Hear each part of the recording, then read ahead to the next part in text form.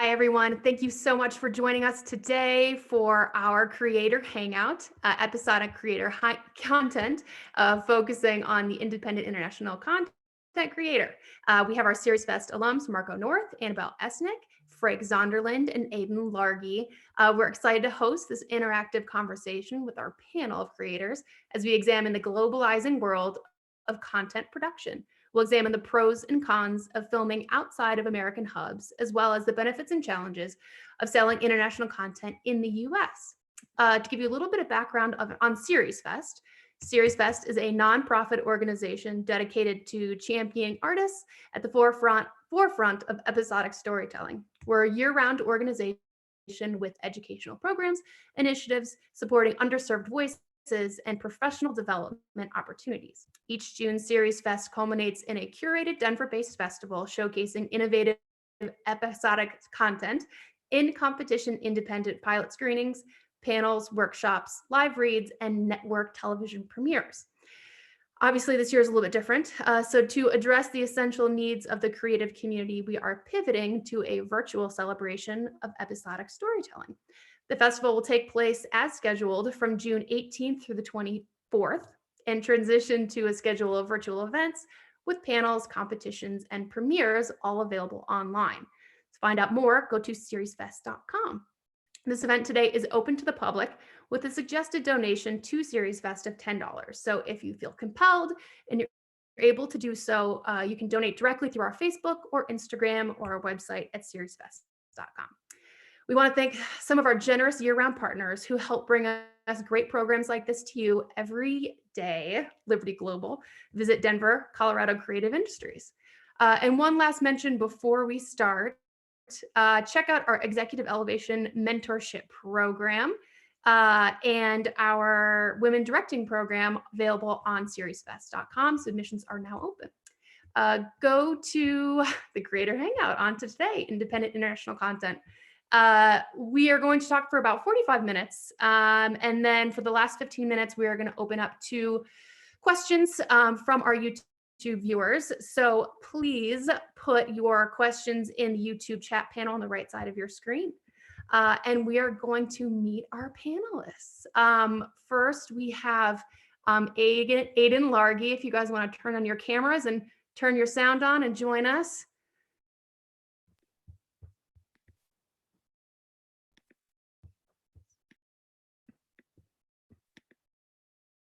Aiden, you with us? Yeah, I am. Okay. Hi. Sorry, I know it takes a quick second here to get everybody all together. We're here. Okay. Well, we can talk about Annabelle and Freek first then. Hi, guys. I love our international panel because you guys are calling in from the Netherlands. Yes. From the city center of Amsterdam. What? Oh, really? That's right. Yeah. We have Annabelle Essink is a writer, director, and modern art historian from the Netherlands. She co-founded a production company, Peralt Pictures, with Freek. That's correct. And so she had a pilot, Edward's Miraculous Bookstore, that premiered at SeriesFest Season 5 last year. Freek is a creative producer and cinematographer. He shoots narrative, documentary, and commercial projects all over the world, and co-founded Peralt Pictures with Annabelle. Thank you guys so much for being here. Of course. Thank you for having us. Hey. We had a blast last year at the festival. So. I wish we could see you this year. Yeah. Well, life will go back to normal. One day. Hopefully. Yeah. Hopefully, right? Aiden is joining us. Hey, Aiden, how are you? Hey, I think I got it working there. Sorry about that. No, you're fine. We're rolling with it because this is just the nature of the beast these days on Zoom. This Aidan Largey is a writer-director joining us from Ireland. He created the crime series Far, which won Best Drama and Best Actor at the ITV Fest, and Best Original Drama Pilot and Best Director at SeriesFest. His latest short film, Time and Again, played in the short film market at Cannes. And he directed several episodes for TV for BBC 3 and is now developing Far as a long form series, which I would love to see. So I have to point out actually Sean Glenny, the lead actor in Far, he co-created it with me. So not to leave him out. Oh, good. I'm sorry. I will definitely try not to leave him out. No, you're grand. You're grand. Oh, good. Yeah, no. So hopefully, kind of that would be something we'd love to get made. So that's something we're kind of working on at the minute. We're talking different broadcasters. So kind of fingers crossed. It's been like a baby for about 5 years now. So you know. Oh wow, that's amazing. Congratulations. And we have Marco here. How are you? All the way from Russia. Viviette, hello. How are you? It's much darker there now. Yeah, although the sun will be up at about 5 in the morning too. Yeah. So obviously I'm not Russian. I'm from New York, but I've been living in Moscow for about 12 years now.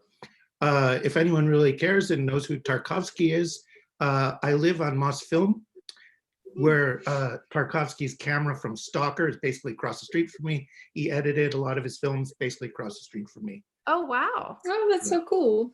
Oh, that's awesome. I also work at the Film Museum in Amsterdam, and we did an exhibition on him last year.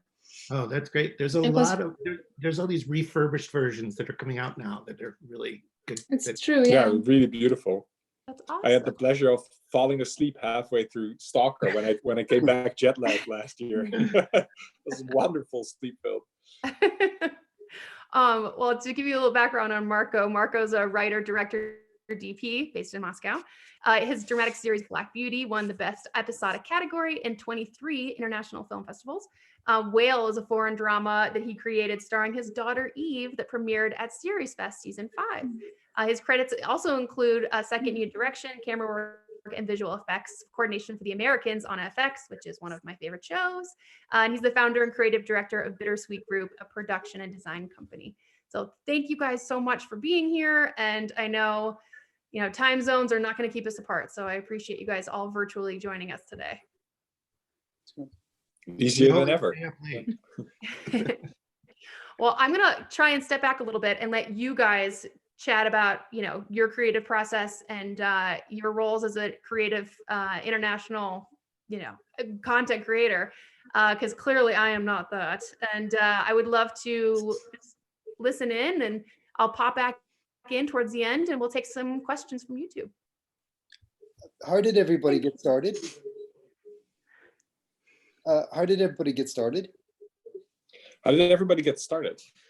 Oh. Well, maybe I should, because sort of my story goes to your story in a certain way. True. So I didn't go to film school, sort of regretting that now in terms of network to a certain extent, but other story. But I did a lot of industrials and sort of more commercial like projects for small businesses. But I knew I wanted to make narrative films and documentaries. So I started to make my own on the side. And then I found a director that was a lot more experienced than me that wanted to make something personal, a personal project again. This was back in 2012. I just met Annabelle. And then so I started making that a short film called Red Curtains. And it's screened at a lot of festivals worldwide. It won a lot of prizes, and it got a Vimeo staff pick with over 100,000 views. So that was sort of a great start. It was also the most successful film I've made ever since. So that's kind of annoying. But then I sort of I was like, hey, this is a possibility. You can really reach an audience by producing something yourself. So I kept on doing that, investing in my own materials. So I would be sort of free to make stuff if I wanted to, not having to depend on other people or other people's funds too much. So that's when Annabelle decided she wanted to go into, she'd always been a storyteller, but she wanted to go into filmmaking as well, that we made Edward's Miraculous Bookstore back in 2017. Yes, I'm not sure what to add there, but I can tell you that I started as a writer for fictional stories. We both worked at a national broadcast company here in the Netherlands, and that's where we met each other. So we were colleagues before we were a couple. And then Freek actually convinced me to go into filmmaking, because at first I thought I was a writer primarily, and I didn't really feel comfortable around many people on set. So I thought, that's not for me. I just want to stick to the paper and to writing my stories. But he convinced me because he said the way you write is very visual. It's almost script-like. And I already was into the magical realistic genre at that time. So then we started to create the first project, the bookstore project, together. And I really loved it, to just see your world come to life and to make something that just exists in words, physical. I really love that. So ever since, I'm a filmmaker, I guess. Well, Freek, I went to film school, and I can tell you, there's no guarantee of a network there. And No, that's definitely true. It's the luck of I mean, some schools are amazing at placement, and other ones are good luck, bye-bye, have a good time, you know. So don't assume. And honestly, some classes, I went to SUNY Purchase, which is an amazing film school, and I'm so lucky that I got to go there. And I even got to go there at a very lucky time. And the things they taught me are in my head every day, and they're what makes me good. So, you know, I just say thank you to them. At the same time, different classes in film schools, there's no guarantee you'll want to work with each other. Or the opposite, they're like a little army, or they're a bunch of people who say, nah, I'm not that interested in what you're doing, bye. So don't, I guess it gives you a feeling of security, maybe, that might help for some people, but to be an artist might be something you're born with or not. So. I teach at a film school, and it's weird in that, like, I think kind of YouTube can teach better than I can now with all the video essays. One thing it does give you is that sense that I think if students can kind of come out with a wee mini team core unit, I think that's the most valuable thing kind of we can give them, is show kind of everybody how to work together. And also, like, sometimes stick them in a group of people that absolutely hate each other and they have to make the film anyway. Because I think that's important. You know, I do think that is kind of important. You're not always going to get on, but sometimes you got to just get on with it and make the thing. And so I think the community aspect is really important to film school, but it doesn't make you anything. I don't think it gives you anything. You know, you're a filmmaker already. I wouldn't miss that too much. I mean, I say that as someone who regretted never going to film school either. But at the same time, you know, either you want to do it or you don't, and you know. Well, it's interesting because I taught at Pratt in New York. I lectured at NYU and SVA. And the thing is, the kids, they learn the technical side, but when you ask them, why do you want to make this movie? Or even worse, why do I want to watch this movie? It stops them dead in their tracks most of the time. And this is the thing. I feel like that is the value of film school, is these ugly, tough questions that you have to answer. I don't think you get asked them in the real world. I don't think your colleagues ask you them too much. They just want to support you. They want to, you know, hey, you need me to help you? You want me to bring a light? You need me to wake up at 4 o'clock in the morning? I'll do it. But none of them say to you, why are you making this movie, not that movie? Or, you understand, the really big questions. So I ask them myself, though, I must say. Well, not everyone has that little critical person sitting on their shoulder saying, are you sure this is a good idea? Are you, or there's a different movie you could make that's like so much more satisfying and so much more close to your heart. So anyway, I do think that producers play an important role there, though. Like we're working with a very experienced Dutch producer now, and he really does that for us. When we present him something, it's like, is this really the best you can do, guys? Like, there's a little, he's trying to. Yeah, well, I do feel it might depend on the your department as a filmmaker. You're a cinematographer, obviously, and a creative producer, and I write and direct. And I sometimes have the feeling that when a story comes to you, it's just that one project that grasps you, and you have to finish it either way, or come up with the best way to create that specific story, and you can't just step over it and create something else. I don't know if you have the same experience, but well, passion projects are passion projects. I mean, that's the reason they're called that. But it's more of just asking those really ugly, like, for example, do you guys ever run into this? Is this a feature or is this a series?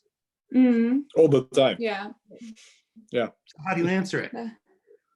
Well, I think it's kind of, if it feels like it has a a genuine, like, kind of one single story and a definitive end beat, you know, I think that feels like it's a film. It's a definite unit of time. I think a series is something where the questions, I think, in a way, harder to answer, or you could see that going for a very long time. You know, I always knew kind of with Far, that was something I didn't know how to answer in the 4 episodes I had. So it always felt to me like it was a series. Weirdly enough, it started as like a trilogy of shorts that was going to be like a spy thing, and then it like mutated into this kind of crime family drama. So it started in one place and ended up in another. But I think, you know, I think a lot of us, we sort of all bounce between movies and TV now. And I think sometimes you look at something and you go, is this a movie or is it? I think it's point of view too. You know, what brings you into the story, and is that, you know, I think point of view is very important. You know, there's something I'm working on that it could be one journey, which is a movie, or it could be a real look at that ecosystem and that world, in which case I sort of think it's a TV show, you know, but it depends. What do you guys think? Well, it's interesting because thanks to SeriesFest, we had a conversation with Participant Media last year. And Miura, she's the head of the television department there. And she sort of very carefully mentioned to us that there's a new trend going on where people tend to watch more cinema again on their streaming devices instead of series, because they want to go back to this round story instead of just character-driven stories that series tend to do. And I guess that might be, in my opinion, the big difference between a feature film and a series is whether it's largely based on the plot or the characters, especially when you have had the first season. I feel from the next season on, it's just the characters that start developing different things and different lives more than an event that comes to them. I also run into a lot of comments I get on my work about pacing, and that it's, I mean, the word cinematic is doesn't really mean anything. But what they're quietly saying is it's not fast. And yet at the same time, pacing sort of promises certain satisfaction every, you know, minute or whatever it is. It's satisfying, but you have to know what you're getting into. And my experience at SeriesFest was my friends that I made there, they're like, I love your piece. How did a feature get in here? Why are we watching the first 10 minutes of a feature? And I kind of felt like I'm going back to what we were previously saying, it's the question I never asked myself. If I really could make a feature or a series, and it was completely up to me, budget, limitations, everything exactly the same, what would I prefer to do? And in my heart, I wanted to make a feature. But as I always say, a feature needs, you know, this much money, this many people on set, you know, all kinds of things. And I was like, I made this alone with my daughter in locations with a coordinator. And I was saying to myself, how can I make a feature? It's like 2.5 people in a landscape. And the irony is, by accident, I was. We had quite the opposite. I just worked on a documentary that has been released in the Netherlands now on television, a 60-minute documentary on a Dutch war hero. And we've been working on it for 3 years. And we at first were released, like, we've interviewed people that are saved by a Dutch war hero, a woman, who saved thousands of Jewish kids just before the Second World War. And we were really scared that all these people are 85 plus. Like, some of them are 80, but most of them are very old. Some of them are 95. So we were really scared that these people would be boring and that we wouldn't be able to make a compelling story longer than 60 minutes, maybe 90 minutes. But now that we've broadcasted it, a lot of people watched, 500,000 people watched it on national television, which is a lot here. And they're really excited about the story, and they want to know a lot more about this woman, and they're really interested in all these stories by all these very old people that tell them very beautifully. So now we're like, hey, maybe we do have a bigger story here, actually, and we could make a bigger arc of a 6-episode documentary series. So it can work all the ways, basically. Sometimes you also need an audience to find out sort of what, because you're so into this story, and if you work on it for 3 years, you know it so well, it's really hard to distance yourself from it at a certain point, I think. I find as well, kind of as an independent filmmaker, sometimes with some of the stuff I've done, the format has been dictated by, the person who will fund it. It's kind of like, oh wait, that one won't work as a feature, that won't work as 3 eps, but this will. And oh, they're looking for, a 10 ep miniseries. This is definitely that. And I think you sort of there's definitely a thing of sort of like making stuff independently. You sort of, I think I've kind of learned to fit stuff into certain boxes, and sometimes you squeeze a little bit, but a lot of and you'd never harm something by doing that. But sometimes you can go, yeah, I could see how this could be 5 eps and maybe not 4 or 4, and so I sort of think like, in a horrible kind of way, sometimes you kind of go where the budgets are too, and you try and find something that'll fit that certain call or whatever else. Has anyone else found that? Well, I'm self-financed, so I pitch to myself, I approve the budget myself. I work very, very tight, but for me, the ultimate freedom is not to have to fit into any box and not have to fit any format. Well, in the Netherlands, the only type of project that exists that is funded is low budget. So there's not a lot of choices, I feel, in type of productions. Yeah, and before you start producing or even writing, you've already determined what format it will be. So there's not a lot of. But we do cater with, like, when we develop something, we do think about, so we do try different routes or different versions of a story. Definitely. For different yeah funding possibilities, basically. Yes. But it's always very focused, I feel, on limited series or feature films. What we create, like what we have a tendency to. I think limited series are fantastic because the problem is they just keep bloating and bloating and bloating these stories that are clearly done. And I think the trend across the boards of just people liking them and enjoying them is a huge positive, because it says, it's basically drop the mic, done, bam, that's satisfying. That's like, no matter what your budget is, that can be a powerful story because we know it's going to end. It's not going to, something will happen. I guess I like that that's not on the table.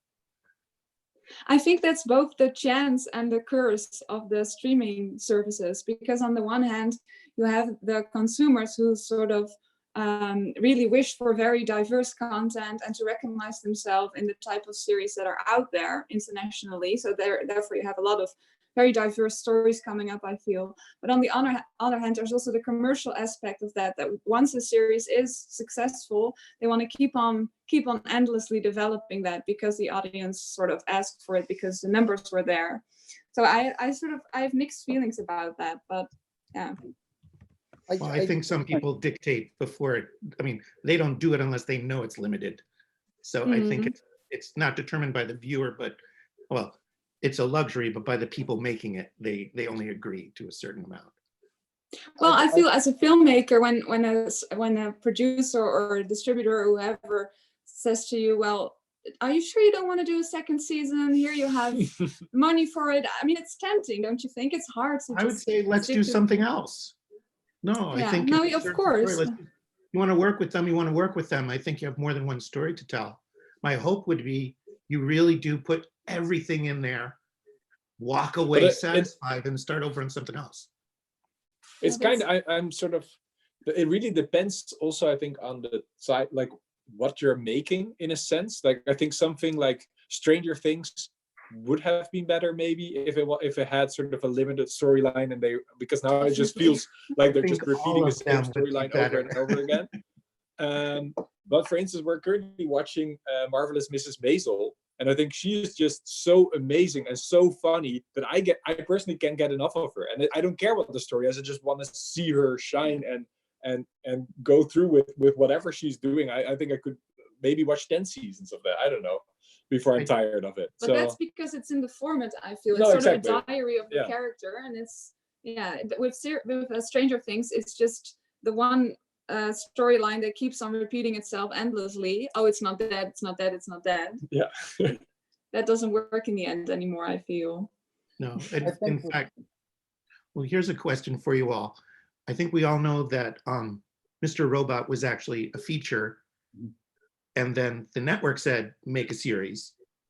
And I don't know, I have these great arguments with my, well, not argument, discussions with my daughter. What if it was only That's an impressive. Someone cut off the power in Russia. Well, Mr. Robot. Mr. Robot is right there. Russia doesn't want that secret getting out. Yeah, exactly. Apparently. We'll try and work on Marco's technical difficulties. Yeah. The difficulties of international production. Yeah. Right there. Do you not think though that there's kind of like, I remember doing a day of meetings with different production companies and producers and stuff, and at the end of it, it was amazing the amount of kind of perceived wisdom that it was given that all contradict each other. One producer was saying, oh, no one wants to do limited series anymore, they're dead, and everyone wants 5, 6 series. Another one was saying, oh, if we had something like Posse Verdun, we'd love to do it. And I just sort of find like, I think as creators, I think we should just sort of focus on, what do we really care about? And there's a way to get it made regardless of whether it's in trend at the minute or not, because the rules change every other day. You look at like the kind of range of series there are now, and I think there's room now for everybody and to try kind of everything, and but I always kind of find it slightly frustrating when people sort of go, oh well, no, that's dead at the minute, and yeah, maybe sometimes they're right, but the odd time I kind of sat there going, oh no, if that came on, if this got made and got it on TV, I'd watch it, I'd want to see it, and I think that always tends to be a bit of a North Star. No, I totally agree. I mean, we've personally seen it where we were developing series, and then like you said, you were told us like, well, maybe try a feature, and with the same, especially if you work longer on project, the market also change when the moment you work on it. Like with that documentary, I mean, if you work on it for over 3 years, everything changes in the meanwhile. You never really know beforehand. Of course, sometimes a story really stands out and you sort of have a gut feeling, but it's really hard to know what an audience wishes for on that specific moment. Yeah, I kind of find with audiences, I just kind of go, I'm not that different or that unique. Like, what sort of speaks to me, and hopefully more people feel that way. Yeah. I don't think we're as different as people like to think. I think kind of human experience that to a certain extent stays, and I think even jumping into other people's experiences as a writer, that's research and that's empathy. Whether I've had that experience or not, but research enough and about finding some part of their experience that chimes with me, and then you hold on to that, and the rest is research really, and talking to people who've went through it, because they'll give you stuff you could never imagine. Yeah, I wonder how conscious you two are of this as filmmakers. Do you have a target audience in mind when you create something, or do you leave that to a production or distributor company entirely, or how do you work in that regard? I definitely do. Absolutely. I mean, mostly I just think of, it's the same as people who write books. They say, oh, if you like Bukowski, you would like this book. It's really simple. You compare yourself to something in the same genre and something, I would even say someone that you're inspired by. That's a clear, you're walking in the footsteps of them.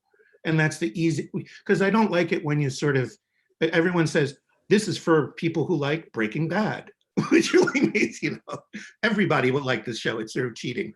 I try to list very specific shows that I really think we have some synergy with, or even just one aspect of the show. And like in a pitch deck, I'll be very clear about, where the connection I think is. Yeah, I think kind of, in my stuff, I've always sort of seen, the aspects of the stuff that I've loved, kind of, I can feel that in it. And I'm kind of like, well, I think, even in Far, when I made that, the idea was always, it's Sopranos meets Breaking Bad set in Belfast. And it was about kind of a cop kind of being conflicted by a lot of stuff. And there was also kind of, even though they were very American sort of inspirations to start with, there was something about it because of where it was set and because the people that made it became actually really Northern Irish. It had that sort of the love of drinking and the kind of slight melancholy to it that I think we do. And then, and the more I developed it, there was a company in London we were talking to about it at one point, and they were sort of going, well, could we set it elsewhere to get funding? And at first I was like, yeah, we could. And the more I dug into the idea in the world, I was like, actually, I think there's a version of this at its truest form that only really works in Belfast, given Belfast's history of kind of like the past coming back to affect people and the history of people being conflicted. That was sort of, that the city in a way is kind of a microcosm of the character who's very conflicted about kind of the things that he's done and the things that he's going to do. So, it just depends. But again, I've written scripts and they've been set in all kind of different places. And then it's a case of, listen, like wherever we can get production funding from, we'll go with that. I'm trying to be quiet, but I want to know, where did they want you to move the location to? Because I think that would be such an appealing thing for me as an American viewer. I mean, I'm watching Peaky Blinders right now. I know it's English, not Irish, but that to me is such a central part of the story. I couldn't imagine changing your location. Where did they want to move it? I think London and Scotland were mentioned, but again, the thing was I think as international creators, actually the thing that I always used to run away with, like I started out making short films that were everyone put on bad American accents, and then as I got older, I realized it was no, seriously, it was so terrible. But as I got older, I realized having your own voice and your own accent was actually kind of really important.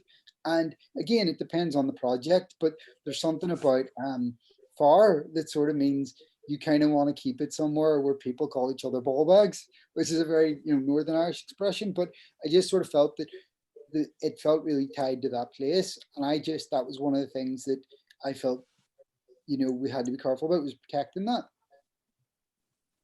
It's interesting because I feel creating a series or film in general that is a international co-production, it's really a delicate balance between globality and locality, if you can say it that way.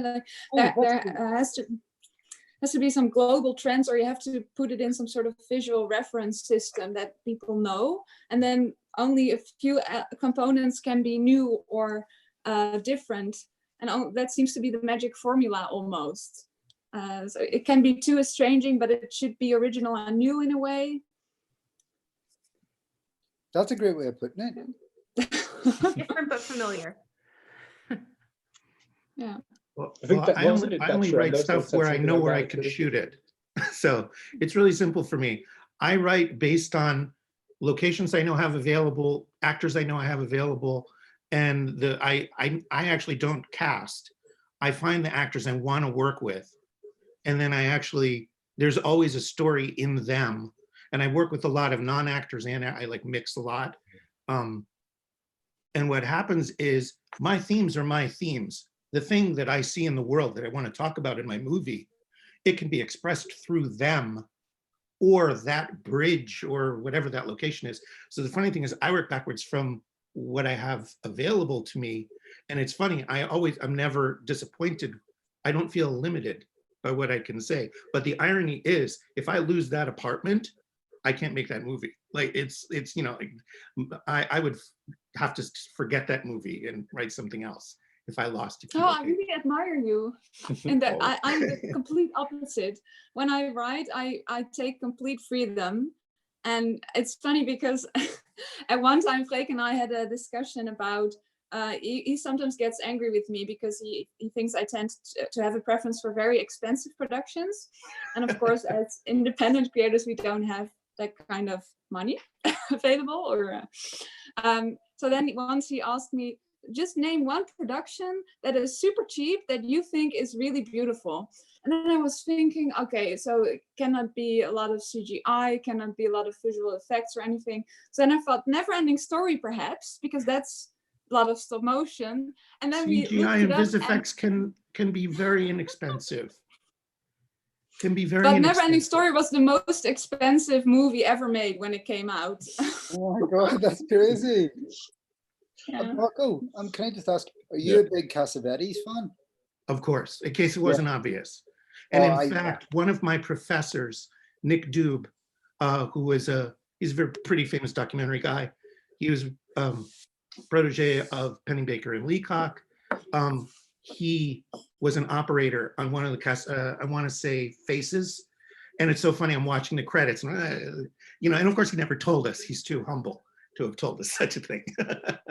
But yeah, and honestly, what's really amazing is, you look at the training that all those actors had at the Actors Studio and all these Cassavetes actors. What's amazing is living in Moscow, I have people who have done nothing but study Stanislavski. Oh.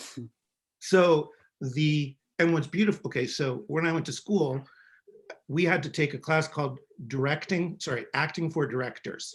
So we had to do Stanislavski for a year and be humiliated, as actors, of course, and understand how hard it is. But the thing is, we had our like real base training, and we had to do Chekhov, all the brutal stuff. So when I work with actors here, it's just like working with actors in New York of a certain training, you understand.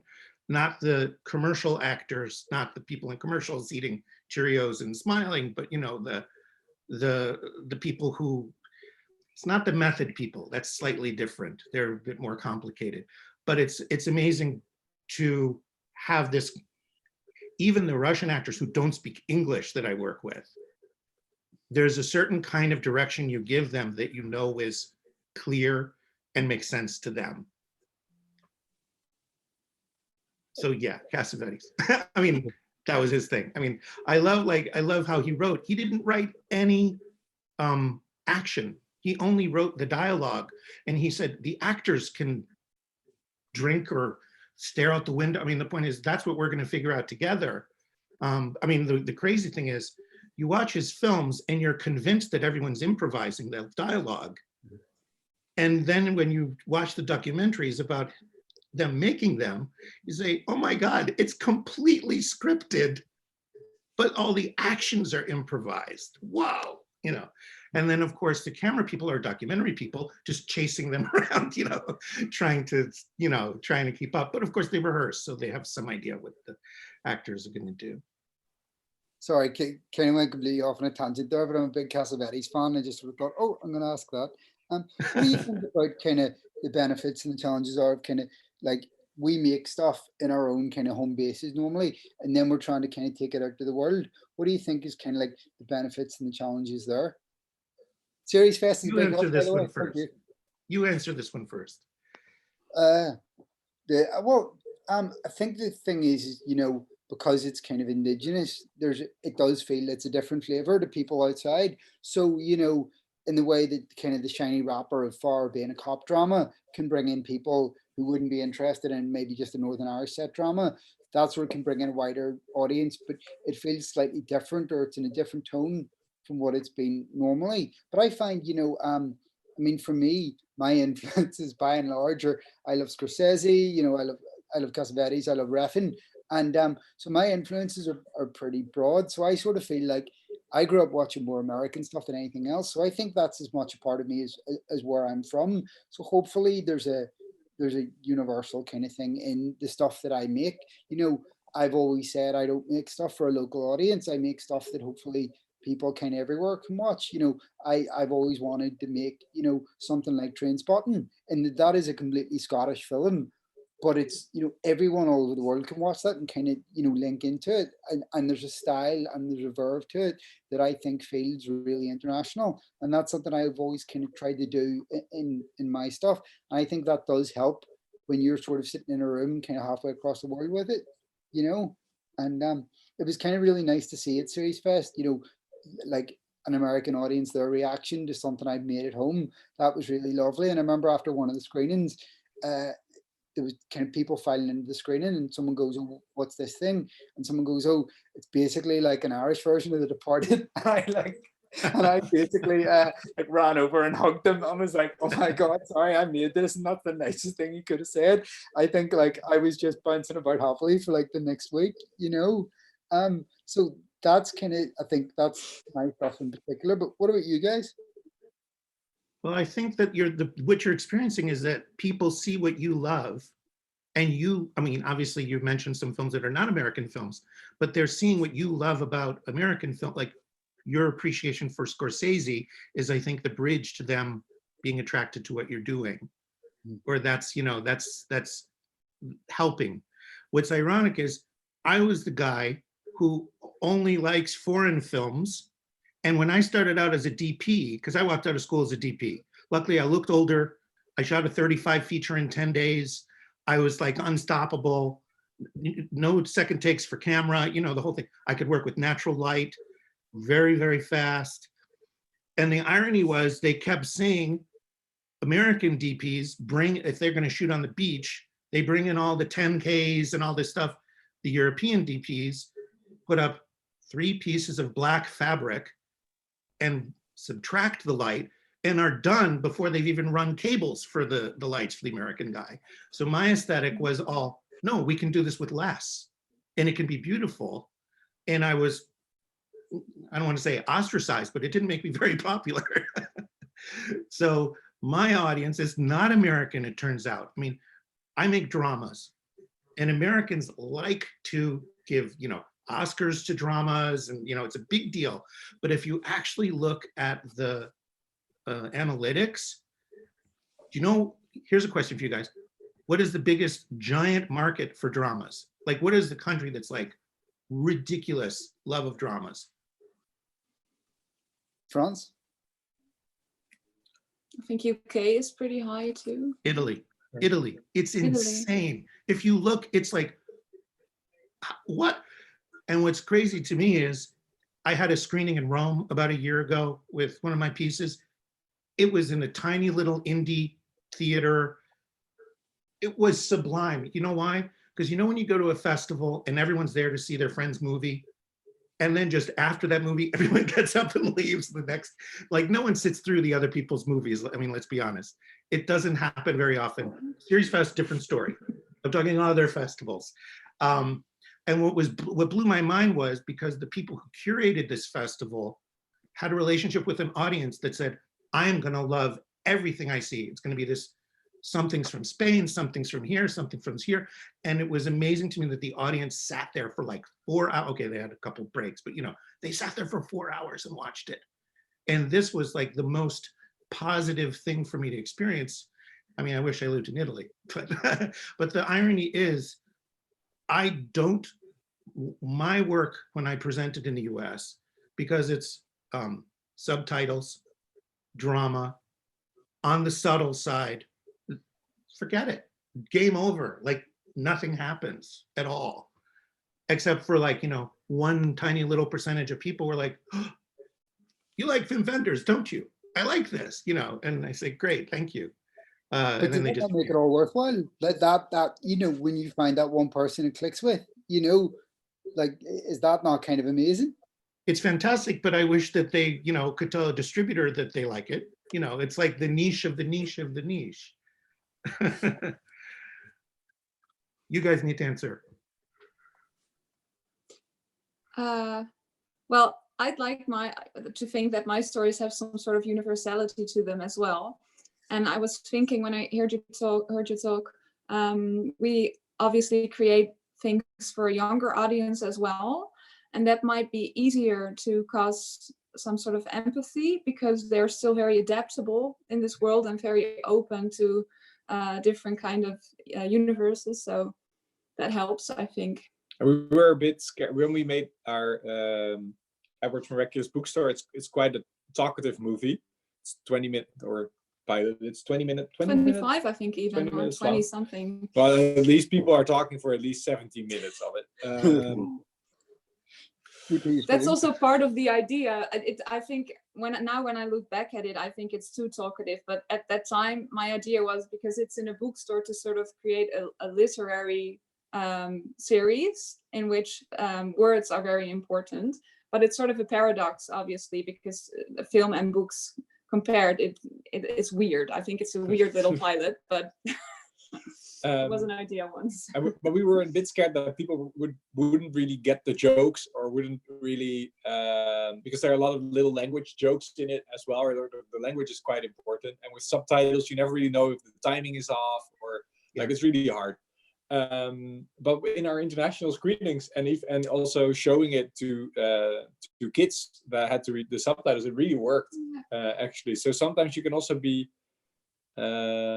surprised by your audience, I think, and it's good to just, like you said earlier, Aiden, just make what you think you have to make in a way, and then it can stick in weird ways.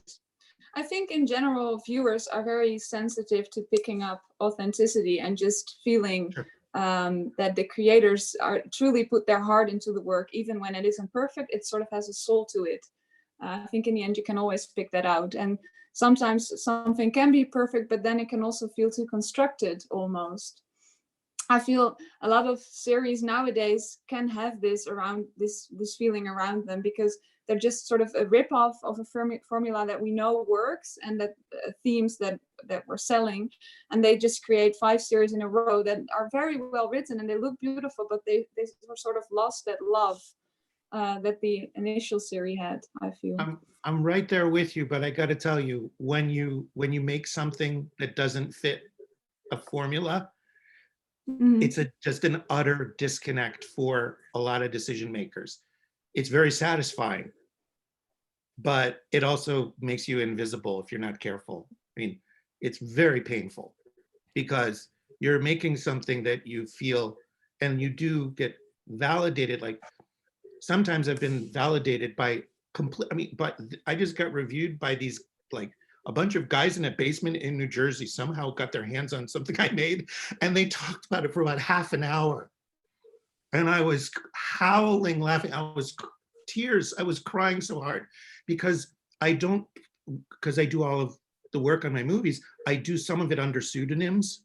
So like my editor is Arturo Bandini, which is really me. My colorist is Arturo Bandini, is really me. My VisFX guy happens to be the same. And they're like, okay, well, he's not doing everything. This guy Arturo Bandini is helping him, you know. But what blew my mind was how much they got, and how much insight they had. And they're just a lovely little independent film podcast. They decide what they want to review. They argue. They don't agree. It's called Collateral Cinema Podcast. And it was one of the most, it happened at the moment I needed a stranger to say, this guy made this, what the hell did he do? Okay, let's talk about it, you know. I played it for my daughter who's in my movie. She's 14 now, of course. She's a very sophisticated teenager. I'm trying to make a teenager laugh, like really laugh. It is hard. She couldn't, she had to keep stopping it.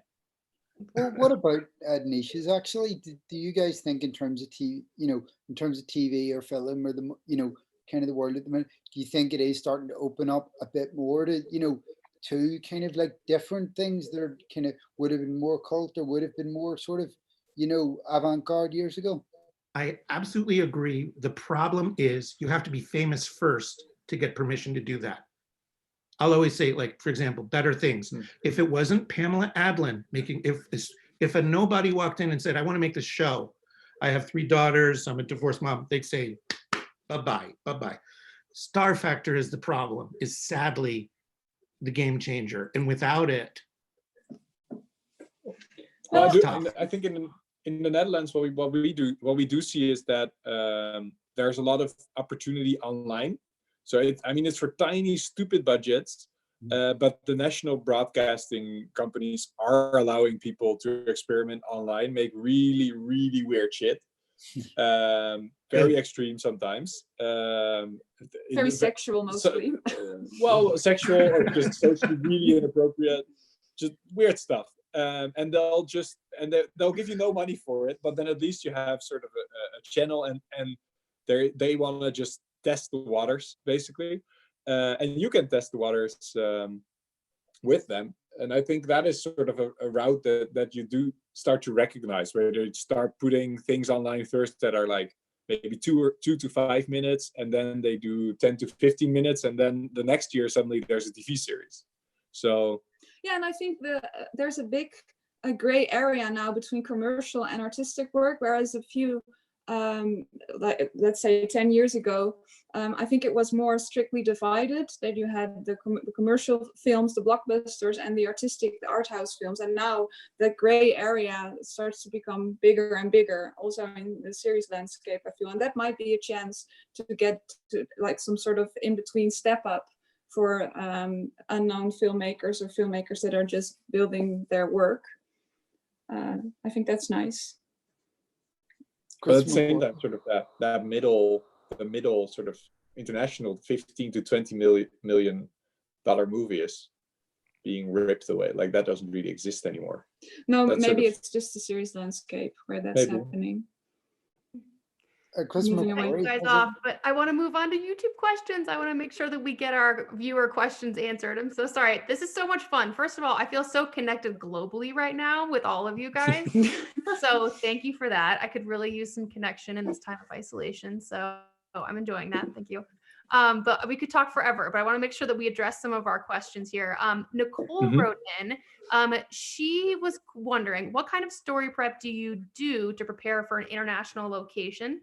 And how much research do you do with locals versus your personal experience in a new location? So I guess, you know, as an American filmmaker, say, and they want to come shoot in your country, what work do they need to do on the ground? I mean, fixers is kind of a thing that Americans rely on. How do you think that an American coming into a foreign country should navigate those waters? I think it's really important to make your team international as well. It just that will just make it more authentic. So I've shot, for instance, an indie film in New York, and I think that just really sort of helps to get a DP there that that was with an American director and crew, to have someone with a different eye that sees it for the first time in a way. I mean, I've been to New York before, but not really. I didn't grow up there. So I think that's in the other way as well. If you travel internationally, it's nice to have someone local that can tell you certain things. And I always think that it's the earlier you're in touch with those people, the better it is. So the earlier in your process. So not sort of only the fixers that you need the moment you get there, but in developing as well. And I would also say, make sure it's a crucial part in your story. So it's not just a story lifted up and placed somewhere you'd like to shoot, but to make it a part of the actual line of thought and what you want to tell. You know, I'll tell you something. I think a lot of the answers are going to be obvious, and we don't have to talk forever about the obvious stuff. The one thing I have learned about going to film festivals is connect with the film commission. They don't care if you're some tiny little person with $3. The most generous, kind, helpful, thoughtful introductions I've gotten from people in film commissions would blow your mind. I was in Spain, and luckily the head of the film commission there was giving a panel, so I got to talk to her in person, Peppa. And I came back to her, I said, how do I do this? Who could I talk to? I kid you not, 24 hours later, 3 introductions in emails. And she wasn't trying to figure out how famous I was or how much my budget was. There was no question. And it is their job to bring work to that region. They don't care if it's tiny or big, it's all good. They're so incredibly helpful. And I would say, don't hesitate to talk to the film commission, say, oh no, I'm not ready yet, or it's not I don't have any money yet. Honestly, they don't care. And they can make referrals for local scouts or whatever. That's good advice.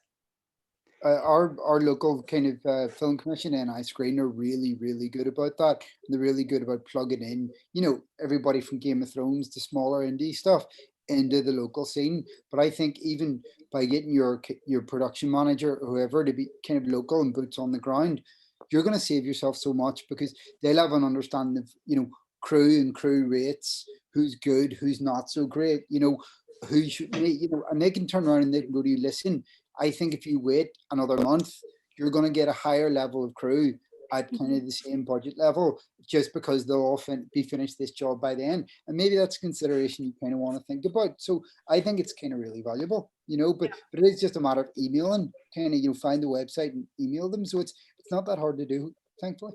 And I also think sort of, because I've worked with a lot of Americans and they sort of overthink things a lot of the times as well, because they're so used to permits, to like all that kind of stuff. And most of the time internationally, you don't need it. Like so it's so much cheaper to do stuff like you think about fixers, and I mean, of course it's nice to have a local producer, but I mean, it's just most industries aren't as sophisticated as the American system, but that also allows you to achieve a lot more with a lot less, I think. And you really, it will really help you to get into that mindset before. Yeah. If you want to shoot in Moscow, you can't. Can't? There's no permit. No, it's brutal. It's beyond, and it's not. It's so. The thing is, I have so many people contacting me. I need a fixer. I need to shoot there. And it's like you give them this list of expectations to walk back from. There's just so much you're not allowed to do, no matter who you are. So it's probably case by case. But Eastern Europe can be really complicated. But possible. But yeah. I mean, most people, like, for example, like when you're seeing Moscow, you're probably seeing Kiev a lot of the time, which is completely different permission to shoot in. Cheating, just fooling us. It's the same walls. Let me tell you, it's the same color and the same walls. It's the same guy painted all of them. For now. I want to take one more question here, maybe two. Let's see how we do on time. From YouTube, what types of budgets are you working with for your independent projects? So obviously this question is going to vary between each creator and each project, really. So Marco is working on $5. You want to laugh? You know, my pilot that was in SeriesFest, out of pocket, about $1,000. Wow. Hundreds of hours. That's not true. I mean, that's definitely not true for us. No. Well, Annabelle has expensive tastes. She's Yep. Yeah. My daughter works for free. The pilot that was at SeriesFest was $15,000. And we all worked for free on that. So that was was just materials. That was just the set, basically. Wow. So yeah, so that is sort of from there and up. I mean, in the Netherlands, it's really hard to make something over $1 million. So I think like what we're currently, the projects that we're currently trying to fund are between 250 and 500,000. Basically, now, sort of do you guys own your own cameras and gear so that you don't so that you absorb, that's not a problem? Yes, and I do a lot of commercial projects. So we have, like, in the Netherlands, there's basically one big rental company for cameras, for instance, and I have a really good connection with them, and they really support locals too. So so if something is available, we can get it for our projects. So that's really, really nice and helpful. Essential, I'd say. That's great. Aiden, if I want to make the Irish version of whatever Scorsese movie, how much is that going to cost me? Well, FAR was done through RTE, so they'd put up a kind of small budget for it. The producer will probably tell me this was wrong, but I think it was somewhere in around 21 to 23 grand, and that was for kind of 4 mini episodes.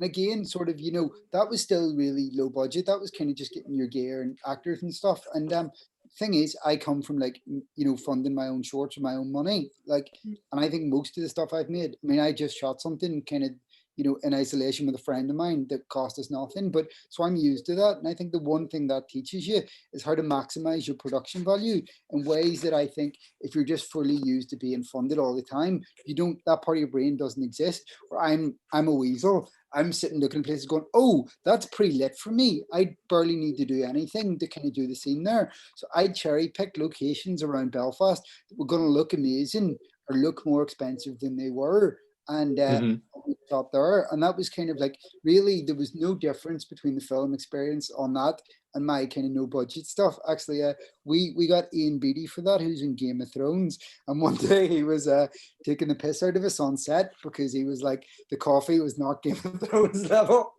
and I just shot something else for Ian. Which was RT funded again, and he complained about the coffee on that. and walked off in the middle of the shoot to go to a shop to buy better coffee. And I was just sitting there going, Ian, we're filming, but he is the loveliest. He is the loveliest best man. He's very, very. That's a great story. He's very good to me. He just loves to take the piss out of like how cheap our coffee is. But again, you know, you just get the thing done. And the great thing is there is this vibe of like, I am a very excitable person, and I think that's apparent on set, and I get really enthusiastic, and I think everybody feels that. And I'm kind of like, you know, I'm literally, part of me is, even though the budgets aren't massive, part of me is always and forever going, someone gave me money to make a thing. Like, that's never left me. Like, that's, Yeah. you know, that's kind of amazing. So I kind of think, you know, you wake up every day and there's problems, but there's always solutions. In the back of your head, you're going, oh my God, I just got to make this, you know, with friends and with people I really, and, you know, the people on my stuff are usually not doing it for the money, you know, or the fees. So there is kind of a great atmosphere to it. And I think that's something I'm going to try and, you know, hopefully the budgets get slightly bigger, but you want to try and keep that love going, you know. Mhm. And what we've had that over the last year is that Canon asked me to test some of their gear and give us a little bit of money for it. And of course, I mean, I could have taken the money and just, I mean, would have and well, not run, but just make something small, basically, that doesn't cost any money. But we did the opposite. We just invested everything in 3 little, in the end, like we did a short film together. We did a commercial for a local nonprofit organization, and I shot a pilot. I invested some money in the pilot of a friend in New York that I really wanted to help out. So in there and shot it. And they had great locations as well. So that was sort of the, like you said, and I think there's also a great plug for one of the next SeriesFest talks, because that's about location, I think. And that, I mean, that's really important with productions like this. Excellent segue. Thank you for that. I hate to cut you guys off. I want to stay here for the rest. Well, for me, it's the afternoon, but Marco's probably getting ready for bed over there. No, we're just getting started. Oh, My okay. kids aren't even asleep. Please, they go to sleep at like midnight. Oh God. No, I'm in bed by midnight for sure. But I want to thank our panelists for joining us. Thank you guys so much from literally calling in all over the world to be here. Just great strength from our SeriesFest community and our alums. So thank you. Like Freek mentioned, we do have another creator hangout next week. We also have a watch party on Wednesday. So please stay in touch, and thank you guys so much for joining us today. Follow us on social media, and then check out all of our virtual events we have coming up, and we're excited to see you online soon. So everybody stay well and be safe, and thank you again for being here. Thank you for joining us. Thank you. Thanks for having us. Thank you. Bye. Bye. Paka.